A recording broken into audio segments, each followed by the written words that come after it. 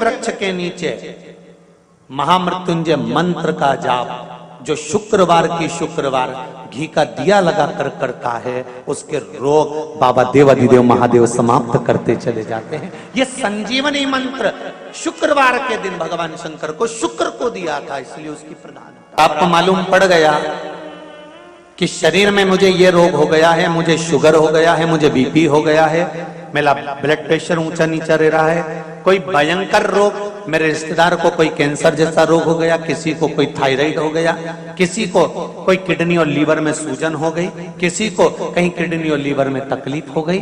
तो शिव महापुराण की कथा कहती है, नवग्रह शिव महापुराण की कथा कहती है कि बेलपत्री के वृक्ष के नीचे महामृत्युंजय मंत्र का जाप जो शुक्रवार की शुक्रवार घी का दिया लगा कर करता है, उसके रोग बाबा देवाधिदेव महादेव समाप्त करते चले जाते हैं। ये संजीवनी मंत्र शुक्रवार के दिन भगवान शंकर को शुक्र को दिया था, इसलिए उस मंत्र में जल और दूध ले लीजिए शुक्रवार का दिन। तो कहोगे गुरुजी ये कथा कहां से निकाल के लाए हो? तो विष्णु पुराण में से आप उसको स्मरण कर सकते हो। काय में से? विष्णु पुराण में से। एक पात्र में देसी गाय का दूध, जल उसमें रखकर, और आपके यहाँ अगर लड्डू गोपाल हो, यदि आपके घर में ठाकुर जी हो, लड्डू गोपाल हो, विष्णु जी का कोई स्वरूप हो, श्री हरि का कोई स्वरूप हो, तो उस पर शुक्रवार के दिन आप संध्या के समय पर दुर्वा डालकर उस दुर्वा से अगर लक्ष्मी जी के नामों का 108 बार उच्चारण कर कर घी का दिया लगाकर कैसर के चावल साथ में रखकर केवल उस जल का और दूध का मात्र छींटा देते हो, तो उसके घर में कभी लक्ष्मी की कमी नहीं आ सकती, संपदा बढ़ती चली जाती है। 108 बार लक्ष्मी के नाम का मात्र उच्चारण कर लेने पर भगवान विष्णु के चरणारविंद पर, भगवान विष्णु के चरणों पर केवल उस दुर्वा का, जल का, दूध का सिंचन कर देने से भी लक्ष्मी की वृद्धि होती। शिव उनके मंदिर में आने वाले को तुरंत दे देता,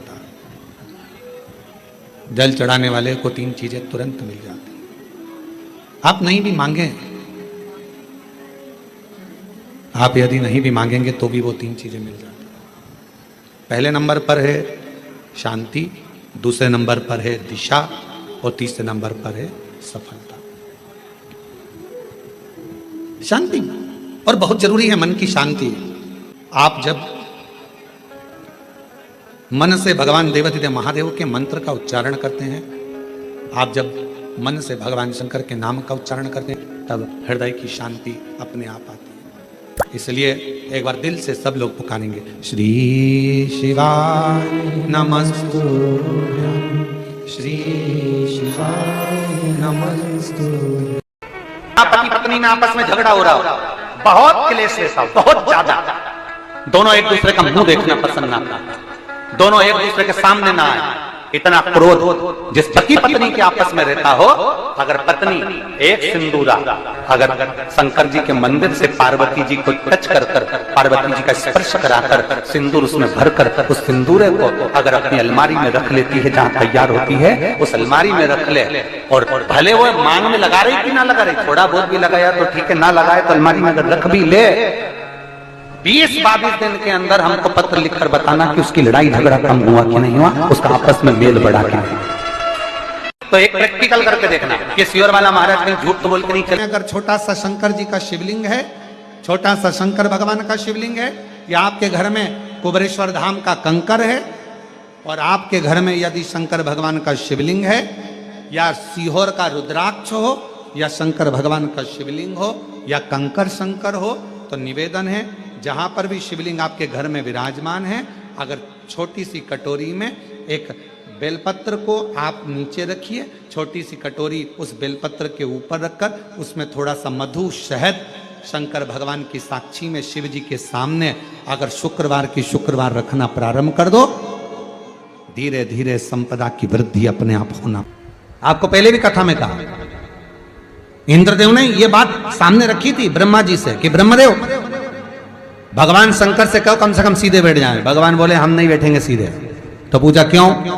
कि हमारा कोई बाप नहीं, हमारा कोई भाई नहीं, बारात कैसे देखेंगे? आगे से नंदी देखेगा, पीछे से हम देखेंगे। इसलिए नंदी पर उल्टे बैठे थे, शादी करने जा रहे थे, बिल्कुल उल्टे। सबसे अच्छी दिशा कौन सी होती है? 4 दिशा हैं, पूर्व, पश्चिम, उत्तर, दक्षिण। सबसे अच्छी दिशा कौन सी है? पूरब और पश्चिम को लोग मानते हैं। पूजन करने बैठते हैं तो कहां बैठते हैं? पूरब और पश्चिम में, ठीक है। पर शंकर उल्टे हैं, शिव उल्टे बैठे, इसलिए शिव आराधना कहां होती है? शंकर जी का जो जलाधारी है वो कहां है? उत्तर की ओर, उत्तर की ओर जलाधारी। शिव के भगत शंकर का पूजन करने बैठते हैं तो कहां बैठते हैं? दक्षिण की ओर।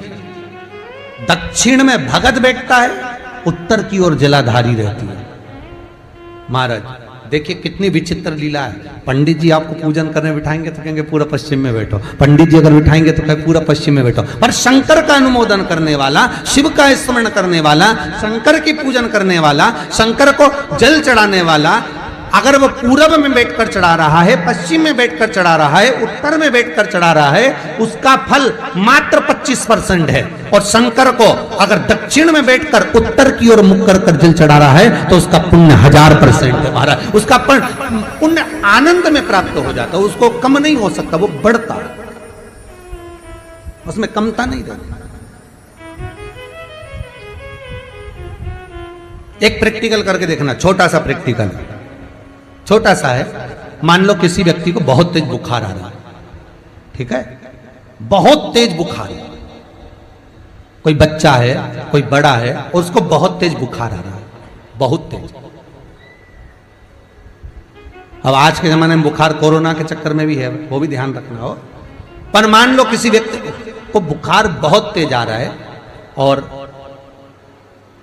बच्चा तप भी बहुत रहा है, एक लोटा पानी महाराज लेकर जाइए, उल्टे हाथ में उस कलश को रखिएगा, सीधे हाथ से उस कलश के ऊपर हाथ रखकर लेकर ऐसे कैसे ही मंदिर में चले जाओ शंकर जी के। दक्षिण की ओर खड़े हो, उत्तर की ओर मुख करो, एक पात्र भी लेकर जाओ, उस पात्र को जहां से पानी गिरता है वहां रख दीजिए और उस पानी को शंकर जी को चढ़ा दीजिए। उस पानी को लेकर जाओ, एक बाल्टी में डाल दो, दूसरा पानी उसमें भर लो, जिस व्यक्ति को बुखार आ रहा है उसको स्नान करा दो।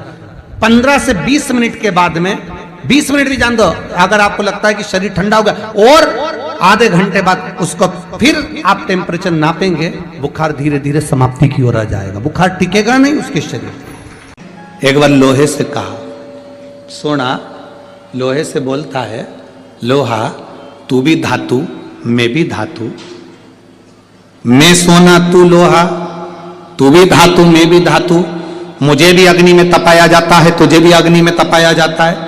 सोना कहता है मुझे भी तपाकर कुछ बनाया जाता है, तुझे भी तपाकर कुछ बनाया जाता है। सोना लोहे से कहता है कि मुझे भी अग्नि में तपाया गया, तुझे भी अग्नि में तपाया गया, मैं भी धातु तू भी धातु, तुझे भी तपाया मुझे भी तपाया, तुझे भी कूटा मुझे भी कूटा। सोने ने लोहे से पूछा, पर एक बात बता रहे लोहा, मैं सोना जब कुटता हूं तो मैं आवाज नहीं करता, तू लोहा जब कुटता है तो आवाज क्यों करता? मैं कुटता हूं तो आवाज नहीं करता। सोना कह रहा है मेरी आवाज नहीं निकलती। सुनार की दुकान के सामने से निकलना, सोने को कूटा जाता है तो उसमें आवाज नहीं आती। लोहार की दुकान के सामने से निकलना, लोहे को कूटा जाता है तो उसमें से आवाज आती है। सोने ने लोहे से पूछा कि मैं धातु तू धातु, मैं पीला तू काला, मुझे भी तपाया तुझे भी तपाया, अग्नि में मुझे भी डाला तुझे भी डाला, मुझे भी कूटा तुझे भी कूटा, मैं कुटा आवाज नहीं आई, पर लोहा तू कुटा तुझ में आवाज क्यों आई? तब लोहे ने कहा, सुन सोने, तुझे जो मार रहा है वो लोहे का हथौड़ा है, मुझे जो मार रहा है वो लोहे का हथौड़ा है। सोने तुझे लोहे का हथौड़ा मार रहा है ना, इसलिए तू चिल्ला नहीं रहा।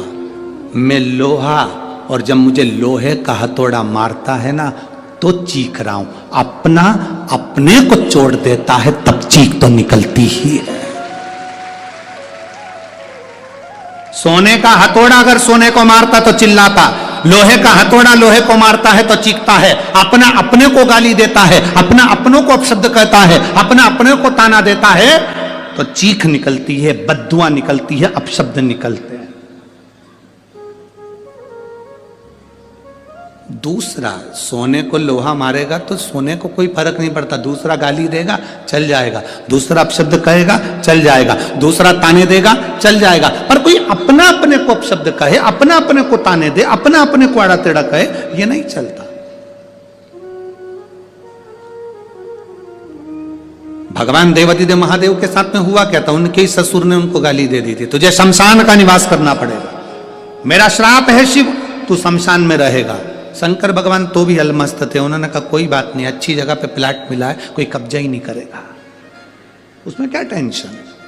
शिव जैसे प्रसन्न भाव में रहने वाला चाहिए, हर एक में अच्छाई देखो, जितना आप अच्छा ढूंढोगे उतने अच्छाई मिल जाएगी। दो माताएं बस में लड़ रही थी, सीट एक थी, बैठने के लिए दोनों लड़ रही, वो बोली मैं बैठूंगी, वो बोली मैं बैठूंगी। कंडक्टर आ गया, क्यों लड़ रही हो, मैं बैठूंगी, दूसरी बोली मैं बैठूंगी। कंडक्टर बोला तुम में जो ज्यादा उम्र वाली हो वो बैठ जाए। पूरे रास्ते दोनों खड़ी रही, बैठी नहीं, क्योंकि जो बैठेगी वो ज्यादा उम्र की, बैठी नहीं, दोनों खड़ी। पूरा रास्ता उन्होंने खड़ा खड़ा निकाल दिया, पर बैठी नहीं। कंडक्टर दोबारा आया, बैठो, अभी नहीं, मैं बैठू। तो कंडक्टर ने दूसरी से कहा बैठ जाओ, दिख रहा है तुझे मेरी उम्र नजर आ रही है। कंडक्टर ने फिर दूसरी से कहा तू बैठ जा, आंखों का इलाज करवा ले तेरे। नहीं बैठूंगी मैं, कोई इतनी उम्र क्यों। कुर्सी पूरी खाली बस की, दोनों नहीं बैठी, इतने में एक दूसरा आ गया, चले गए। ये खड़ी की खड़ी बस के, किसी को मालूम ना पड़ जाए कि उम्र कितनी है।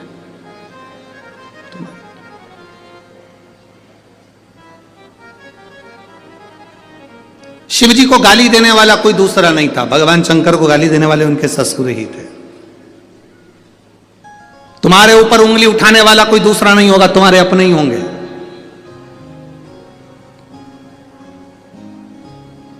कोई दूसरा नहीं होगा, तुम्हारे अपने। वो लोग चिल्लाते हैं ना, भैया जी संघर्ष करो हम तुम्हारे, अरे जम के तो बोलो, हम तुम्हारे साथ हैं, भैया जी संघर्ष करो हम तुम्हारे साथ हैं। अब इतनी तेज चिल्ला के करे संघर्ष करो हम तुम्हारे साथ हैं, अगर तुम साथ होते तो संघर्ष की जरूरत ही क्या पड़ती, संघर्ष की जरूरत क्या पड़ती। साथ नहीं हो तो संघर्ष की जरूरत है, कहना कठिन है। शंकर भगवान को गाली देने वाला कोई दूसरा नहीं था, शिव जी को अपशब्द कहने वाला कोई दूसरा नहीं था, शंकर भगवान को आड़ा टेढ़ा कहने वाला कोई दूसरा नहीं था। स्वयं देवादिदेव महादेव को अपशब्द कहे उनके ससुर ने कहे, ए शिव मेरा श्राप है, तू शमशान में निवास कर। 5 स्थान शिव जी को चढ़े हुए जल को लगाने का। पहला स्थान बोलिए, जम के बोलो जरा, नेत्र। दूसरा स्थान कर्ण, तीसरा स्थान मस्तिष्क, चौथा स्थान कंठ और 5वां स्थान अपना हृदय। मात्र ये 5 स्थान शिव जी के चढ़े हुए जल को आप अगर लगा लेते हो तो तुम्हारे ऊपर किसी ग्रह, चाहे शनि हो, चाहे राहु हो, चाहे केतु हो, चाहे मंगल हो, कोई ग्रह आप पर भारी नहीं रह सकता। ये 5 स्थान मेरे देवादिदेव महादेव की अविरल भक्ति के लिए, निर्मल शुद्धि के लिए है। नेत्रों पर जल लगाने से मतलब है कि जब भी मैं दर्शन करूं तो मेरे देवादिदेव महादेव का करूं, शिव जी।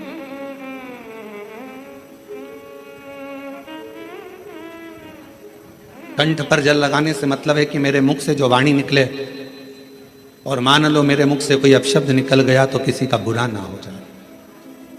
कर्णों से जल लगाने से मतलब है कि मेरे कानों के माध्यम से जो शब्द मेरे अंदर जाएं वो मेरे जीवन का कल्याण करें।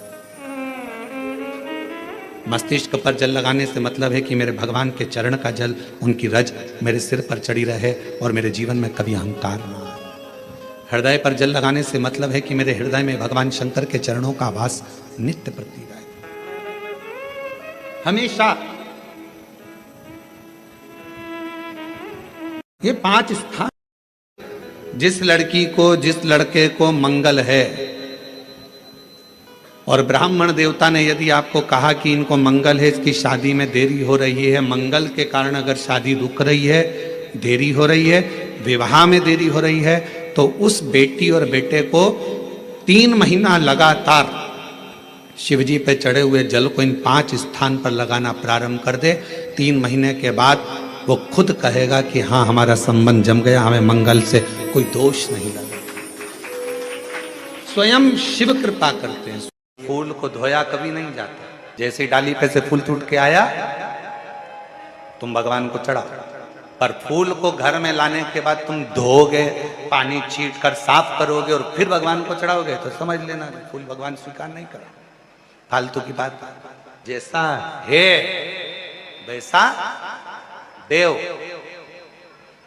तुम्हारे जैसे नहीं।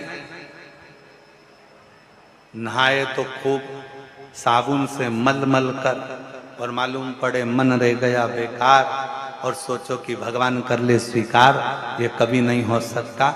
फूल और मनुष्य एक जैसा होना चाहिए कि फूल जैसा दिया वैसा भगवान को दिया, इसमें स्नान नहीं कराना। उसी तरह मन भगवान ने जैसा दिया वैसा भगवान को प्रदान कर दो, वो उसका, इसमें दिखावा नहीं हो।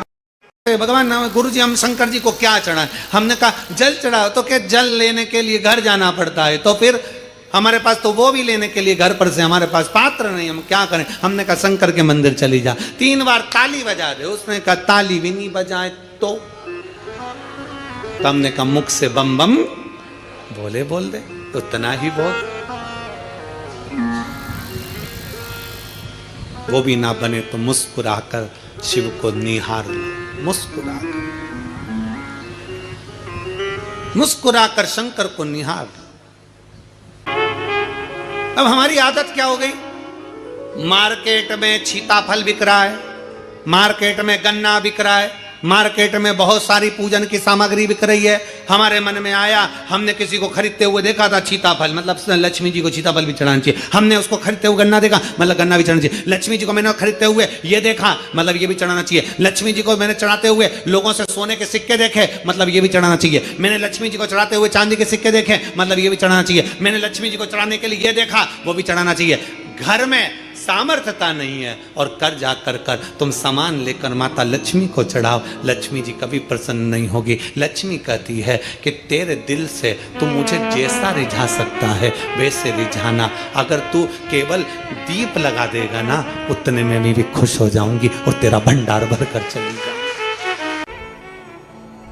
बहन भाई को तिलक करती है, माथे पर तिलक लगाने के बाद में चावल लगाती कि नहीं लगाती? बोलो, जम के बोलो जरा। लगाती है?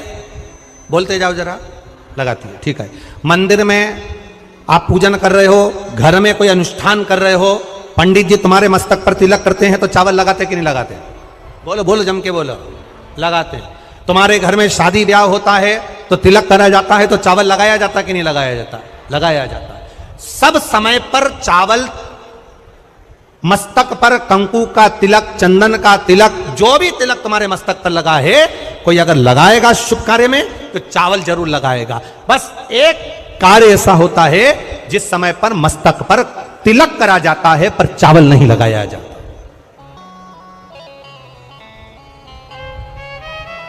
एक समय ऐसा होता है जिस समय तिलक करा जाता है पर चावल नहीं लगाया जाता।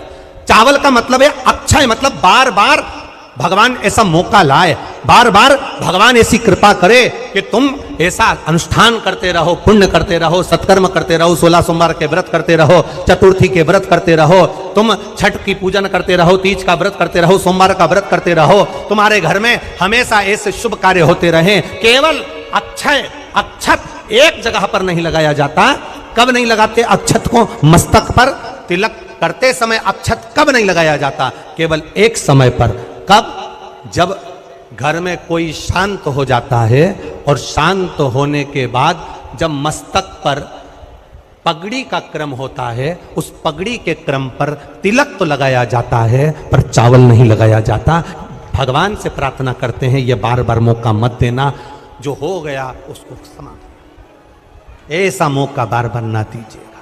हाँ, पगड़ी पर से उठ गए, अच्छा काम करने के लिए मंदिर जा रहे हो, स्थान छोड़ने के बाद अब तिलक लगाओ और उसमें चावल ढेर सारा लगाओ, कोई मना नहीं। पर अक्षय, उस अक्षत की महत्वता को समझना कि उसको बारंबार प्राप्ति ना हो, ऐसे कार्य की प्राप्ति ना हो, अच्छे कार्य की प्राप्ति, श्रेष्ठ कार्य की प्राप्ति, शुभ कार्य की प्राप्ति। अगर मौका मिले तो एक बार भविष्य पुराण, और एक बार मौका मिले तो कुर्म पुराण, और एक बार मौका मिल जाए तो नंदी पुराण, ये 3 पुराणों का स्मरण करना, इसमें आपको अक्षत की महत्वता प्राप्त हो। भविष्य पुराण, कुर्म पुराण और नंदी पुराण, इन 3 पुराणों में आपको अक्षत की महत्वता प्राप्त होगी कि चावल की महत्वता क्या है। एक चावल का दाना जब अशोक सुंदरी वाली जगह पर चढ़ाया जाता है, एक चावल का दाना अशोक सुंदरी वाली जगह पर चढ़ाया जाता है ना, हो ये बेलपत्र जो होता है, इस बेलपत्र पर कभी कभी आपने देखा होगा कि कई लोग बीच वाले पत्ते पर चंदन लगा देते हैं। ये जो बीच का पत्ता होता है इस पर लोग चंदन लगा देते हैं। शिव महापुराण की कथा कहती है, अगर भूलवश भी अनायास आपके पास बेलपत्र भी नहीं है, शिव जी का चढ़ा हुआ बेलपत्र भी अगर आपने उठा लिया और उठाकर उस बीच वाले पत्ते पर एक चावल का दाना रखकर भी आप भगवान भोलेनाथ को समर्पित कर रहे हो, तो यह समझ लेना कि तुमने महीना, 2 महीना, 4 महीना, 6 महीना, 8 महीने में, हम तो हमेशा कहते आए हैं, आज फिर कर रहे हैं, 1 महीना पूरा हो जाए जल चढ़ाते, 2 महीना पूरा हो जाए जल चढ़ाते, 3 महीना पूरा हो जाए, 4 महीने पूरे हो गए, 6 महीने पूरे हो गए, या आपका साल भर पूरा हो गया, प्रयास करा करो एक बीच वाले पत्ते पर एक चावल का दाना रखकर शिव जी को समर्पित करना। क्यों? जो तुमने पूर्व में जल चढ़ाया है वो चावल का दाना अक्षय, उसको अक्षत माना जाता है, अक्षय माना जाता है। मतलब तुमने अभी तक जो जल समर्पित करा है वो कभी समाप्त नहीं हो सकता, उसका पुण्य तुम्हारे खाते में चले गया, अब तुम उसको किसी को भी प्रदान कर सकते। जब व्यक्ति के मन में अहंकार आ जाता है, जब व्यक्ति के मन में अभिमत्ता आ जाती है, थोड़ा सा अभिमान आ जाता है, तो वो भगवान से दूर हो जाता है। 3 चीजें भगवान से दूर कर देती है। पहले नंबर पर व्यक्ति के भीतर का अहंकार, दूसरे नंबर का हमारे भीतर की ज्यादा कामना,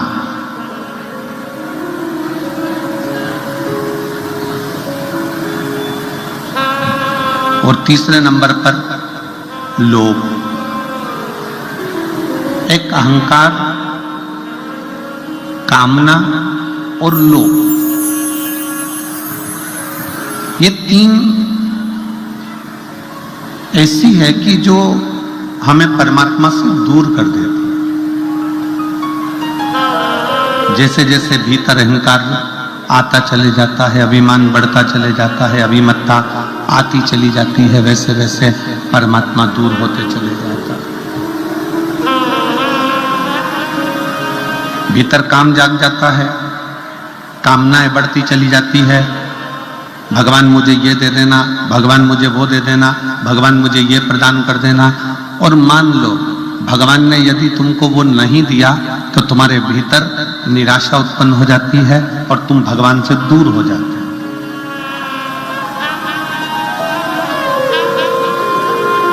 एक भीतर की ज्यादा कामना भी परमात्मा से दूर कर देती है। एक हमारे भीतर का लोभ,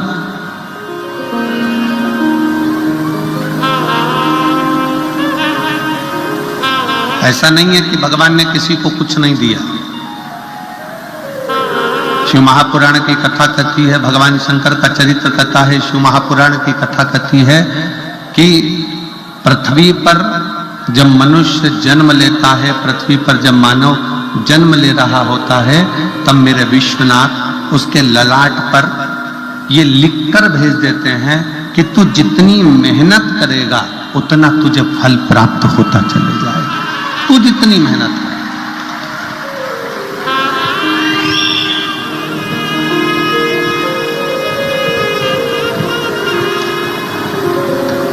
तो जितनी जितनी लगनता से काम करेगा, जितनी जितनी मेहनत से काम करेगा, जितना जितना परिश्रम करता चले जाएगा, उतना उतना तू प्राप्त करता चले जाएगा।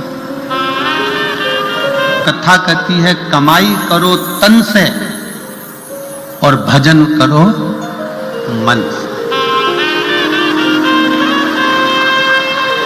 कमाई तन से करिए,